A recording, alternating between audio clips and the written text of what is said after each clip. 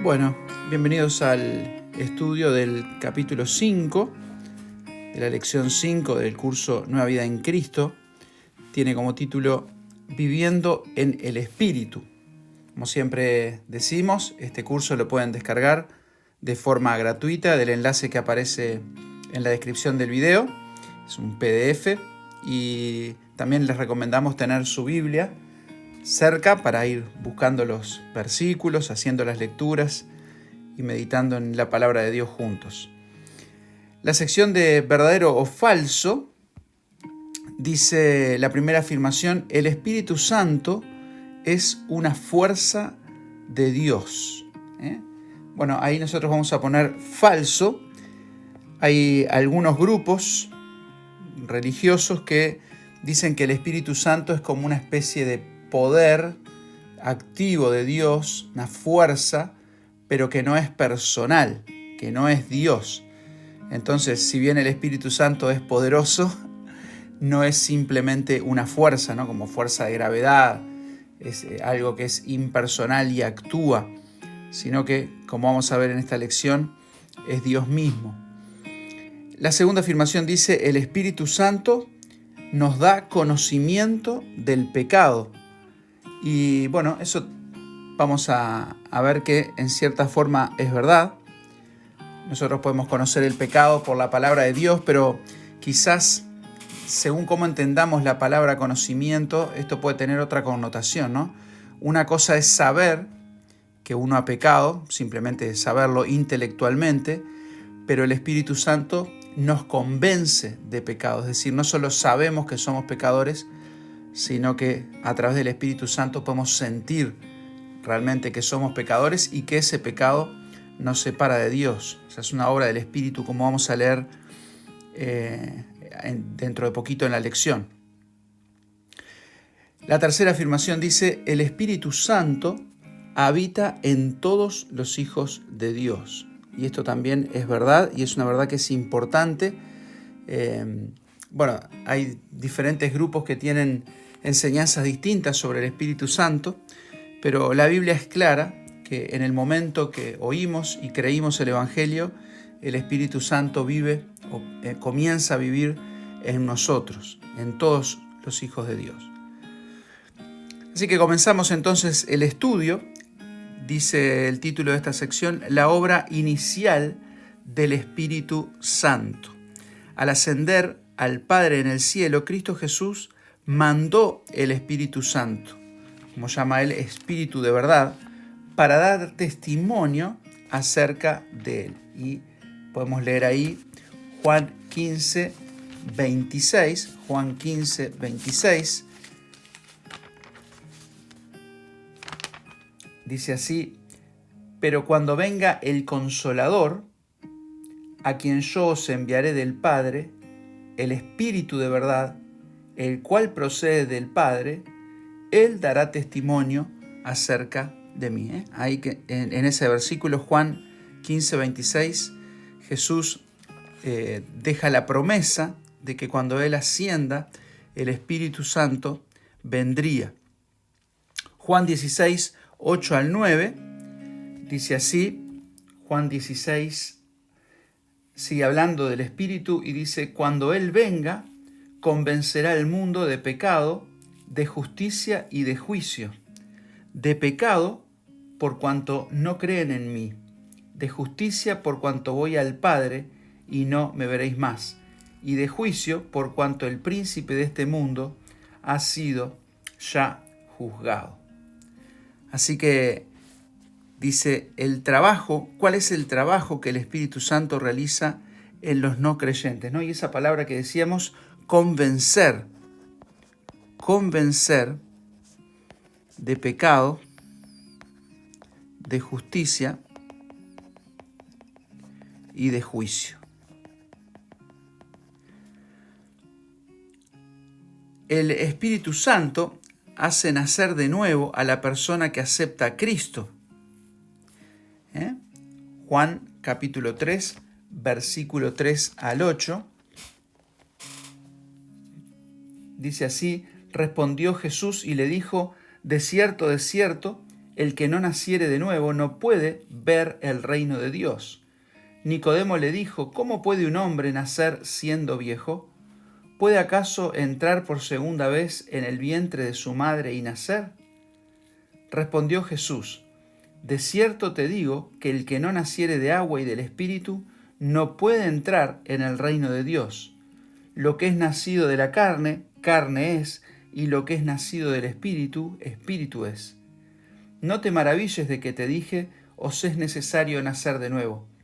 El viento sopla de donde quiere y oye su sonido, mas ni sabe de dónde viene ni a dónde va. Ni sabes de dónde viene ni a dónde va. Así es todo aquel que es nacido del Espíritu. El Espíritu hace nacer de nuevo a la persona que acepta a Cristo. Para usted, ¿qué significa nacer de nuevo? ¿No? Esa es una expresión que llama la atención, un nuevo nacimiento.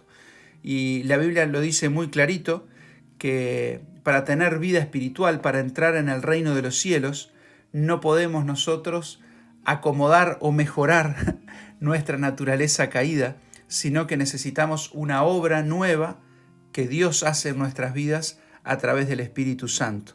En el momento que escuchamos el Evangelio, cuando creemos en Cristo, Dios mismo nos hace nacer de nuevo y esa obra la hace a través del Espíritu. Es la nueva vida que Cristo nos da.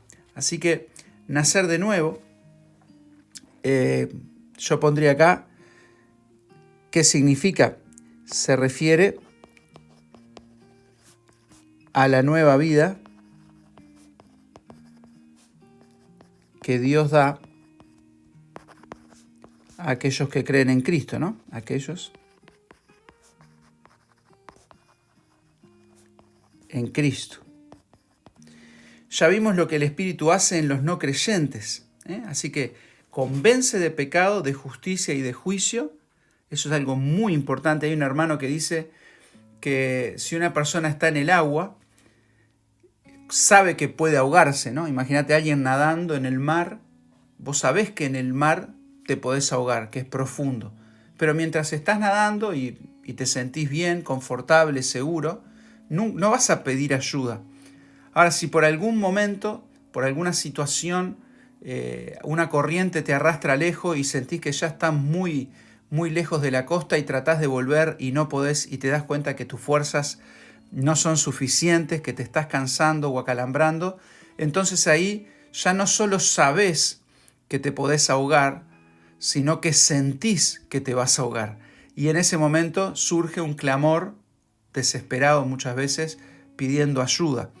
En cierta manera el Espíritu Santo nos coloca en ese lugar donde no solamente intelectualmente sabemos que hemos pecado, cualquier persona honesta sabe que alguna vez ha mentido, que alguna vez ha robado, que alguna vez ha hablado mal de una persona, que alguna vez ha desobedecido a sus padres.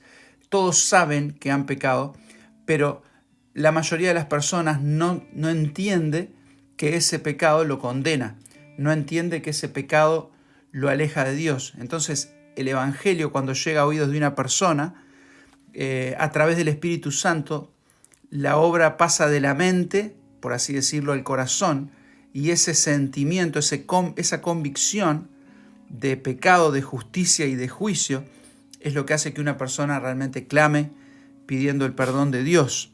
Y es ahí donde el Espíritu Santo obra trayendo nueva vida, ¿no? Ese nuevo nacimiento del que leíamos. Así que es imprescindible, no hay salvación sin la obra del Espíritu Santo.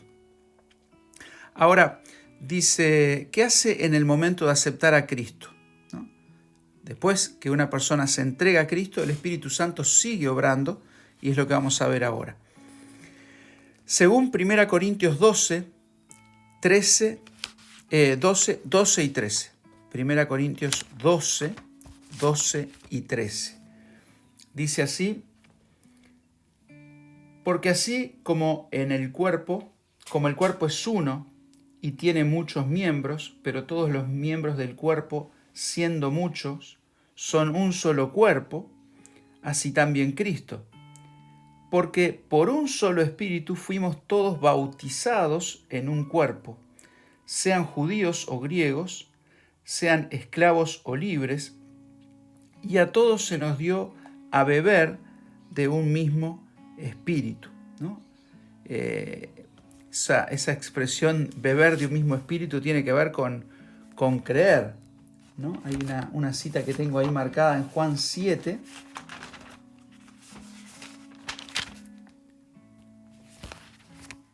...37, ¿no? Si alguno tiene sed, venga a mí y beba. El que cree en mí, como dice la Escritura, de su interior correrán ríos de agua viva, ¿no? Todos tuvimos la oportunidad, todos los que hemos aceptado a Cristo, hemos tenido la oportunidad de beber de esa agua que hace que de nuestro interior surja la vida. Entonces dice que fuimos todos bautizados por el Espíritu Santo para formar parte de un cuerpo. Y esa palabra bautizados tiene que ver con sumergir. Entonces el Espíritu Santo, cuando una persona cree, la coloca en el cuerpo de Cristo. Somos parte del cuerpo de Cristo y el Espíritu Santo nos coloca ahí. El bautismo con el Espíritu no se refiere al bautismo en agua, sino al hecho de que el Espíritu Santo nos hace miembros del cuerpo de Cristo. Esto es la iglesia, o sea, el conjunto de creyentes verdaderos en todo el mundo. Quizás acá yo pondría, esto sería lindo discutirlo, pero fuimos bautizados por el Espíritu Santo, dice acá, ¿no? Por un solo Espíritu fuimos todos bautizados. El Espíritu es que nos coloca en el cuerpo. Y según Efesios 1:13, un versículo que leímos en una lección anterior, dice: en Él también vosotros, habiendo oído la palabra de verdad, el evangelio de vuestra salvación, y habiendo creído en Él, fuisteis sellados con el Espíritu Santo de la promesa, ¿no? ¿Qué sucede cuando alguien oye y cree en el evangelio? Es sellado, versículo 13, con el Espíritu Santo.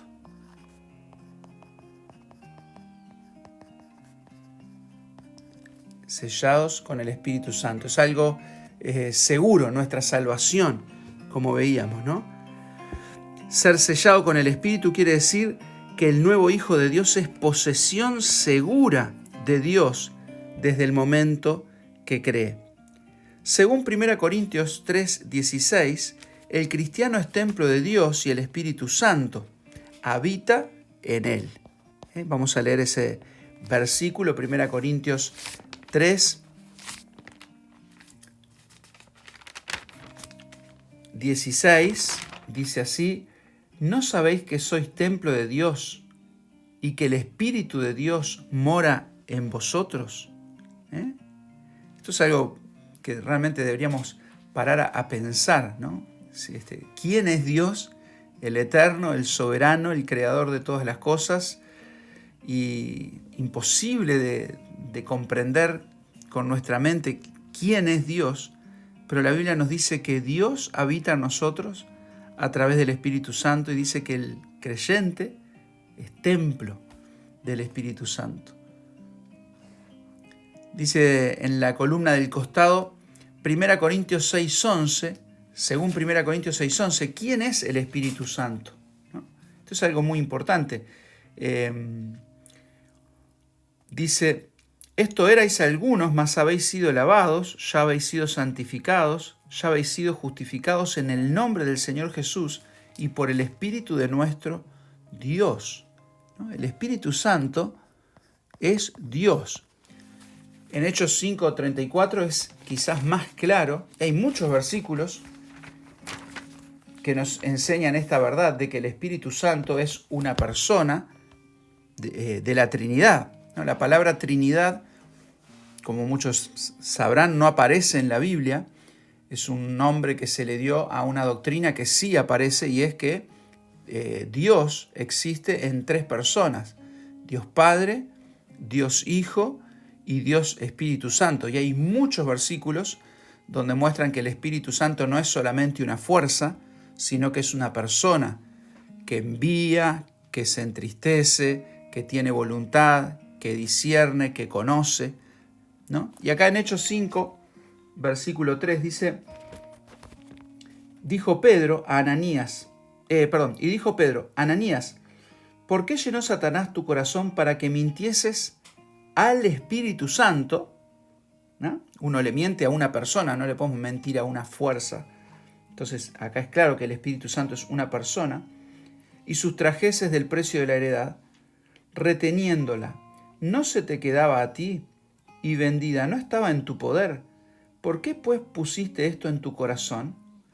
No has mentido a los hombres, sino a Dios. Entonces, en un mismo versículo tenemos de forma muy clara que el Espíritu Santo es una persona y después dice, no has mentido a los hombres, sino a Dios. O sea que mentir al Espíritu Santo es mentir a Dios, por lo tanto el Espíritu Santo es Dios. Y Efesios 1:14, versículo a continuación del que leímos recién, dice que el Espíritu Santo es la garantía, las arras de nuestra salvación. ¿Cómo le hace sentir esta verdad? Bueno, yo pondría acá, en primer lugar, me hace sentir seguro, y en segundo lugar, me hace sentir privilegiado. Privilegiado. Espero que se escriba así, de privilegio, ¿no? Y si bien es un privilegio en el sentido de que es algo que no merecemos, pero no que nos distinga de los demás. Todas las personas pueden aceptar a Cristo y tener esta misma seguridad, este mismo privilegio de ser hijos de Dios, herederos de Dios, pero es algo que realmente es algo que nos debe sorprender y hacer sentir muy bendecidos, ¿no? Felices. Yo voy a poner acá también feliz. A veces uno se queda corto de adjetivos, los que no somos muy elocuentes, pero más importante que las palabras es realmente lo que podemos sentir en el corazón al reflexionar en estas palabras. Para reaccionar, sabiendo que nuestro cuerpo es templo del Espíritu, ¿cómo debemos mantener nuestro cuerpo? ¿No? Y ahí 1 Corintios 6, 18 al 20 habla bastante clarito acerca de la pureza y la santidad. ¿No? 1 Corintios 6, 18 al 20 dice, huid de la fornicación. Cualquier otro pecado que el hombre cometa está fuera del cuerpo, mas el que fornica contra su propio cuerpo peca.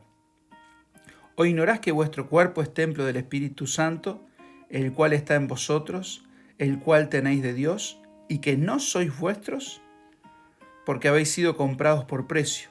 Glorificad pues a Dios en vuestro cuerpo y en vuestro espíritu, los cuales son de Dios, ¿no? Yo pondría acá, debemos mantener nuestro cuerpo santo y dispuesto para glorificar a Dios. El apóstol Pablo dice que aún comiendo, bebiendo, las actividades más cotidianas, podemos hacerlo para la gloria de Dios. Todo lo que hacemos con nuestro cuerpo debería ser para glorificar a Dios. Cuando uno piensa en un templo humano, sabemos que Dios no habita en templos, pero sí los hombres han construido a lo largo de la historia y en prácticamente todas las culturas algunos edificios, algunos templos, y el objetivo de esos templos es dar honor a algún dios, aunque sea un falso dios, pero la construcción toda tiene ese objetivo de exaltar, de dar honor, de elevar a ese Dios, ¿no? Cuanto más el Dios verdadero, que no habita en templos, pero habita en nosotros, debería ser glorificado a través de nuestras vidas, de nuestros cuerpos, de nuestras acciones, ¿no? El Señor Jesús decía que los hombres deben ver nuestras buenas obras y eso llevarlos a glorificar al Padre que está en los cielos. No es gloria para nosotros lo que deberíamos buscar, sino la gloria de Dios a través de nuestra entrega a Él. Y el tema de la santidad es muy importante porque algunas personas en la historia, también algunas herejías decían que no importa lo que hagamos en el cuerpo, porque Dios es espíritu y la vida espiritual es lo que importa, entonces lo que hagamos en el cuerpo no interesa para nada, entonces se dedicaban a pecar así de manera abierta y grosera, y eso lo vemos claramente en la Biblia que no. El hombre es cuerpo, es espíritu, y lo que hacemos con nuestro cuerpo, por supuesto, que afecta y puede honrar o deshonrar a Dios. Así que tenemos acá el resumen de la obra inicial del Espíritu en la vida de una persona, ¿no? Convence de pecado, hace nacer de nuevo, bautiza, coloca, sumerge a los creyentes en el cuerpo de Cristo, sella para siempre y vive en nuestro cuerpo. Así que esa es la obra inicial. La obra continua del Espíritu Santo. Dice la pregunta 6, ¿qué prometió Cristo en cuanto al conocimiento espiritual según Juan 14:26? Juan 14:26 dice así, mas el Consolador, el Espíritu Santo, a quien el Padre enviará en mi nombre, Él os enseñará todas las cosas y os recordará todo lo que yo os he dicho. Entonces dice acá que el Espíritu Santo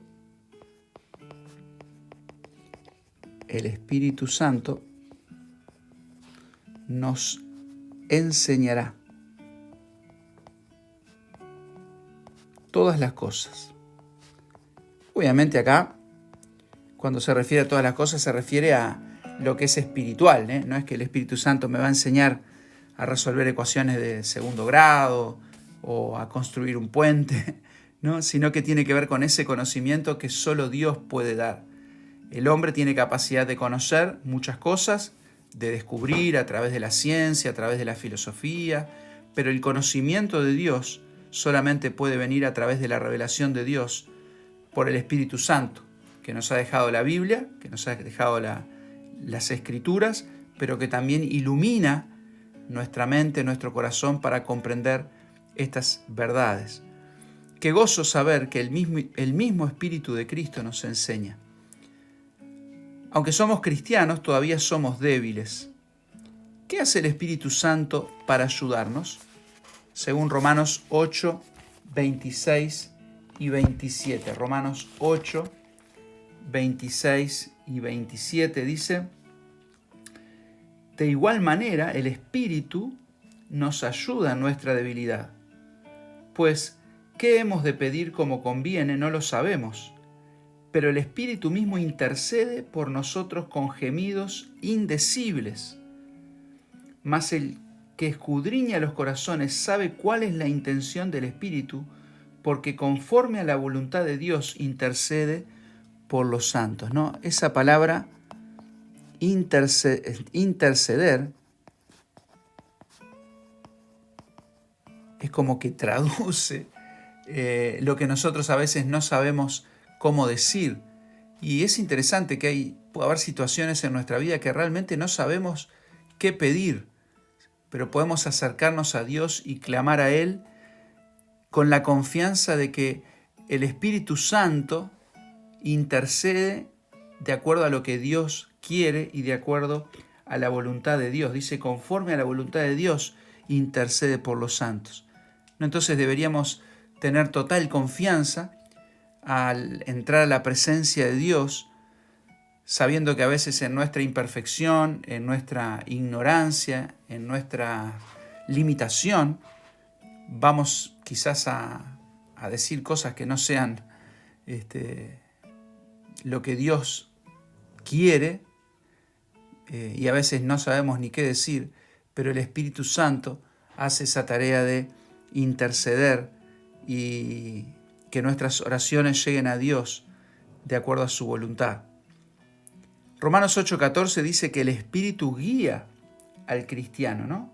Dice, todos los que son guiados por el Espíritu de Dios, estos son hijos de Dios. Ahora, para ser guiado por el Espíritu Santo, ¿qué debe hacer el cristiano? Efesios 5:18. Efesios 5:18. Dice, no os embriaguéis con vino, en lo cual hay disolución, antes bien sed llenos del Espíritu Santo. Así que debemos ser llenos del Espíritu Santo. Y Gálatas 5:16, es un texto que también leímos hace poquito en el curso, dice, andar en el Espíritu y no satisfagáis los deseos de la carne. Debemos andar en el Espíritu. Ser lleno del Espíritu o andar en el Espíritu quiere decir ser controlado y guiado por Él.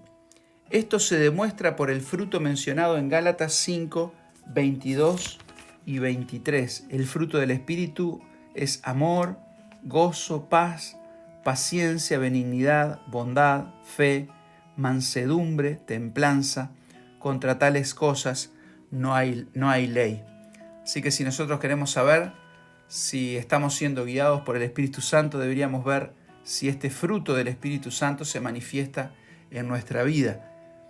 Ahora, recuerdo cuando era joven, adolescente, uno de los líderes de mi iglesia siempre decía que debemos recibir más de Él, ¿no? A través de la palabra, a través de la oración. El Espíritu Santo va llenando nuestra vida, como ese ejemplo que a veces usan para enseñar a los niños, ¿no? De un vaso que tiene agua sucia y comienzan a echarle agua limpia y después de un tiempo el agua limpia va desplazando el agua sucia. No es cuestión de quedar vacíos, nunca podemos quedar vacíos, pero sí tenemos que alimentar, andar en el Espíritu, obedecer al Espíritu, meditar en la palabra de Dios y poco a poco el Espíritu Santo va tomando más lugar en nuestra vida.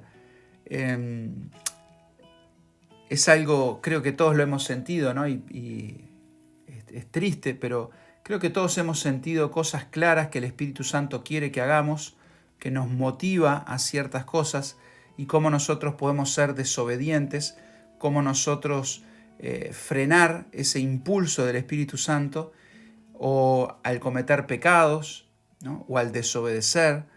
Y la Biblia dice que el Espíritu Santo se contrista, ¿no? Y eso hace que el poder del Espíritu Santo en nosotros no se manifieste. Por eso ese versículo de Gálatas es tan importante, ¿no? Andad en el Espíritu y no satisfaréis los deseos de la carne. Pero si dejamos de andar en el Espíritu, nuestra carne va a tomar control de nuestra vida y lo que se va a manifestar son esas obras de la carne que también se leen ahí en Gálatas 5, ¿no? Versículo 19 en adelante, pueden meditar en eso. Entonces, mirando qué es lo que se ve en nuestra vida, podemos claramente identificar si estamos andando en el Espíritu o andando en la carne, ¿no? Ahora, ¿cómo puedo ser lleno del Espíritu, ¿no? Es lo que decíamos, tenemos que ser llenos, pero ¿cómo? Versículo muy importante en 1 Juan 1:9, que también lo hemos estado estudiando. 1 Juan 1:9 dice, si confesamos nuestros pecados, Él es fiel y justo para perdonar nuestros pecados y limpiarnos de toda maldad. Entonces, primera cosa, al darnos cuenta de un pecado, debemos confesarlo a Dios, no esperar que se acumule. Además, es necesario aceptar por fe el perdón de Dios, ¿no? Que Él nos ofrece. Así que la confesión del pecado, vivir en santidad delante de Dios, cuando pecamos confesándolo, Él nos limpia, es lo primero.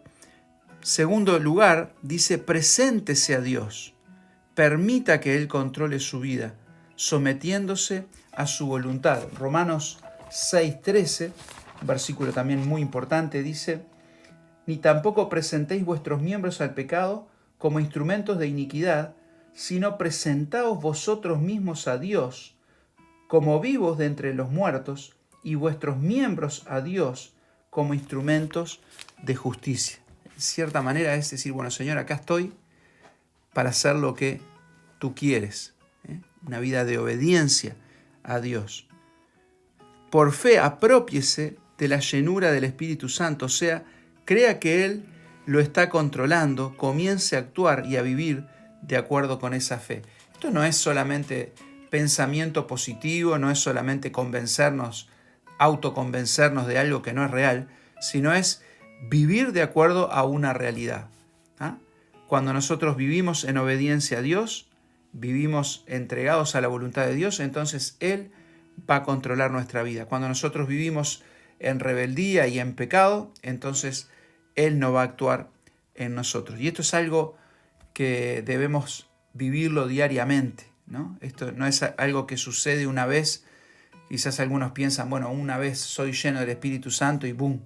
Se acabó, ahora sí, toda mi vida va a ser vivida en el poder del Espíritu. No, es día tras día, hora tras hora, vivir dependiendo del Señor.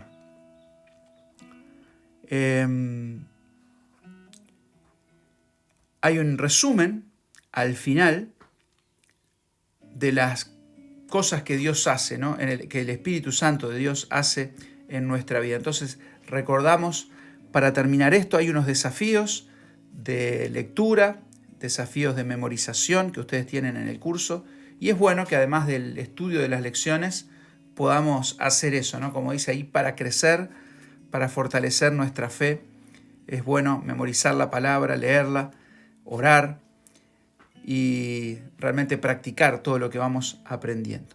Así que resumimos, la obra del Espíritu Santo en el creyente: enseña al creyente, intercede por el creyente, guía al creyente, llena al creyente, glorifica a Cristo. Así que el Espíritu Santo obra en nuestra salvación. Desde antes de nuestra conversión, Él obra, como habíamos visto, convenciendo de pecado, nos da la nueva vida en Cristo, nos coloca en el cuerpo de Cristo, nos sella para siempre y vive en nosotros, pero esa obra continúa enseñándonos, intercediendo por nosotros, guiándonos, llenándonos y glorificando a Cristo. Espero que este estudio haya sido de bendición para ustedes. Cualquier comentario que quieran hacer, cualquier aporte o dudas, preguntas, estamos totalmente dispuestos y deseosos de poder ayudar.